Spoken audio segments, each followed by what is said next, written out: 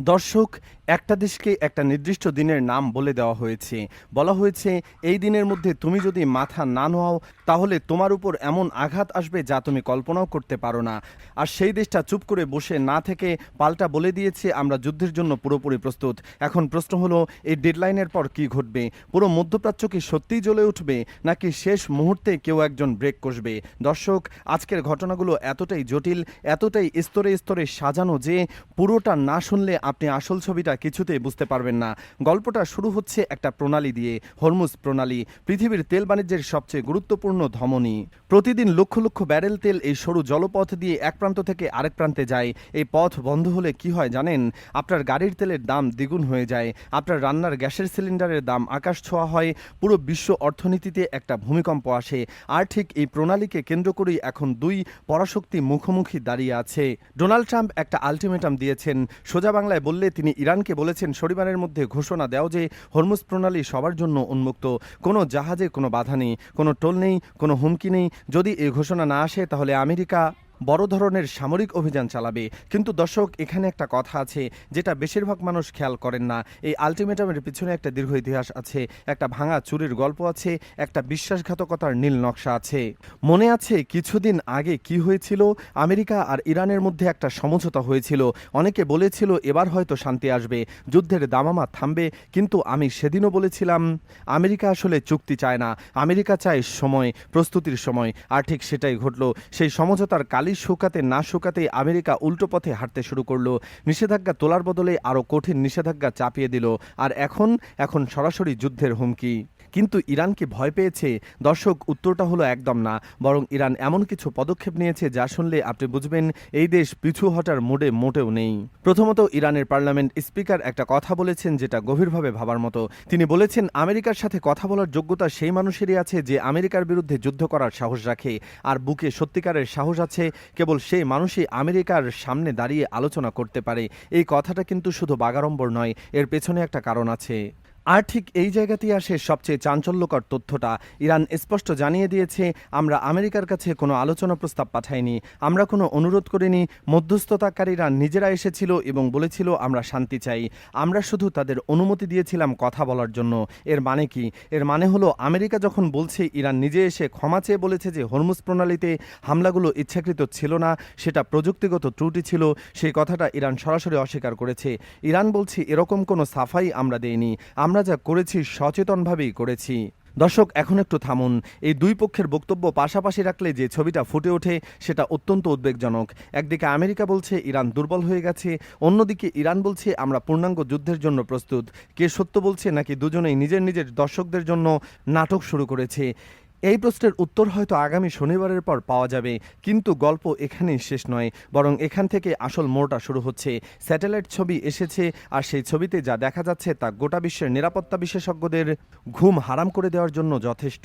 Iran তার পারমাণবিক স্থাপনাগুলো আবার চালু করেছে, ইউরেনিয়াম সমৃদ্ধকরণের কাজ শুরু করেছে। যে চুক্তির আওতায় ইরান তার পারমাণবিক কর্মসূচি সীমিত করেছিল, আমেরিকা যখন সেই চুক্তি নিজেই ভেঙে দিল, তখন ইরান কেন আর বাঁধ মানবে? ইরানের চুক্তি পরিষ্কার, যদি তুমি চুক্তি না মানো তাহলে আমিও মানব না। আর এদিকে মাঠের পরিস্থিতি দেখুন। ইরানের কাছাকাছি সমুদ্রে এই মুহূর্তে আমেরিকার দুটো বিশাল এয়ারক্রাফট ক্যারিয়ার মোতায়েন আছে, সাথে আছে 20টিরও বেশি যুদ্ধজাহাজ। এটা কোনো সাধারণ নৌমহড়া নয়, এটা একটা যুদ্ধের প্রস্তুতি। যখন কোনো দেশের উপকূলে এত বিশাল নৌবহর জমা হয় তখন সেটা শান্তির বার্তা বহন করে না। কিন্তু দর্শক, যুদ্ধ শুধু দুটো দেশের মধ্যে সীমাবদ্ধ থাকে না, যুদ্ধের আগুন ছড়িয়ে পড়ে। আর ঠিক সেই ছড়িয়ে পড়ার আলামত এখনই দেখা যাচ্ছে। ইরানের একজন শীর্ষ কূটনীতিক স্পষ্ট ভাষায় সংযুক্ত আরব আমিরাতকে হুঁশিয়ার করেছেন।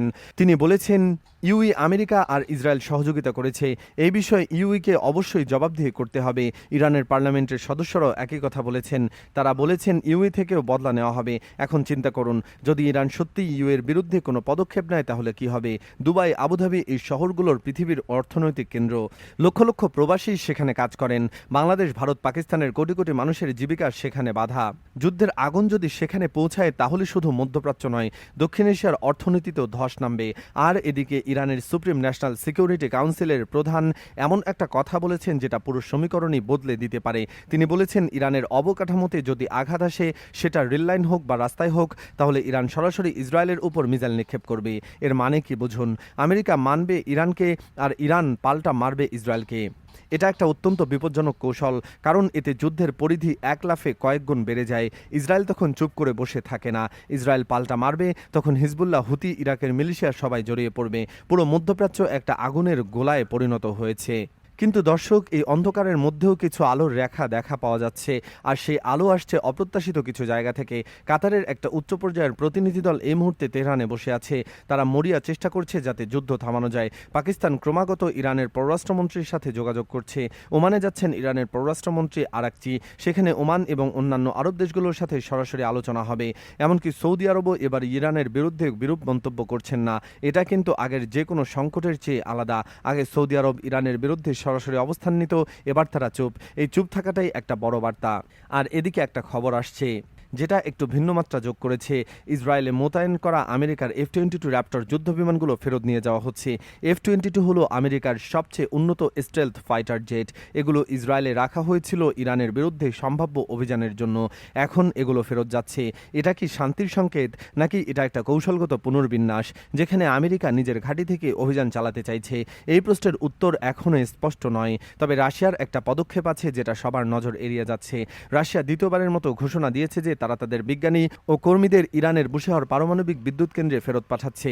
এটা কোনো সাধারণ সিদ্ধান্ত নয়। যখন একটা দেশে যুদ্ধের আশঙ্কা তুঙ্গে, তখন সেখানে নিজের নাগরিকদের পাঠানো মানে এটা একটা স্পষ্ট বার্তা দেওয়া। রাশিয়া বলতে চাইছে এই স্থাপনায় হামলা করলে সেটা শুধু ইরানের বিরুদ্ধে হামলা হবে না, সেটা রাশিয়ার বিরুদ্ধে হামলা হিসেবে গণ্য হবে। এটা একটা পারমাণবিক ঢাল, মানব ঢাল না বলা উচিত বলে কূটনৈতিক ঢাল। আর এই ঢালটা আমেরিকার হিসাবকে অনেকটাই জটিল করে দিচ্ছে। ইরানের সরকার পরিষ্কার ঘোষণা দিয়ে বলেছে, আমরা শত্রুর বিরুদ্ধে পূর্ণাঙ্গ যুদ্ধের জন্য প্রস্তুত। ইরানের সুপ্রিম লিডারের উপদেষ্টা জনসম্মুখে দাঁড়িয়ে বলেছেন, আমাদের নেতাদের রক্তের বদলা নেওয়া আমাদের অধিকার এবং আমরা এই প্রতিশোধ অবশ্যই নেব।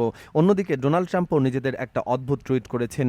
তিনি বলেছেন, যদি ইরান আমাকে মারার চেষ্টা করে তাহলে হাজার হাজার মিসাইল ইরানের বিভিন্ন শহরে আছড়ে পড়বে, প্রতিটা এলাকা মাটির সাথে মিশিয়ে দেওয়া হবে। এই ধরনের হুমকি সাধারণত কোনো রাষ্ট্রপ্রধান দেন না। এই ধরনের কথা বলার মানে হলো তিনি সত্যি ভয় পেয়ে গেছেন, নয়তো তিনি এমন একটা পদক্ষেপ নেওয়ার প্রস্তুতি নিচ্ছেন যার আগে জনমত তৈরি করা দরকার।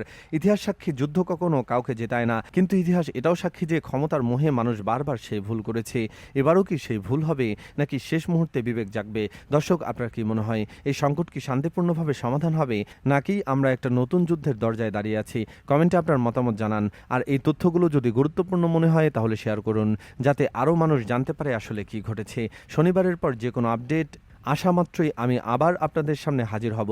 ততক্ষণ পর্যন্ত ভালো থাকুন, সুস্থ থাকুন, সচেতন থাকুন, আর শান্তির জন্য দোয়া করুন, কারণ এই মুহূর্তে পুরো পৃথিবীর শান্তির দরকার, আগের যে কোনো সময়ের চেয়ে অনেক বেশি।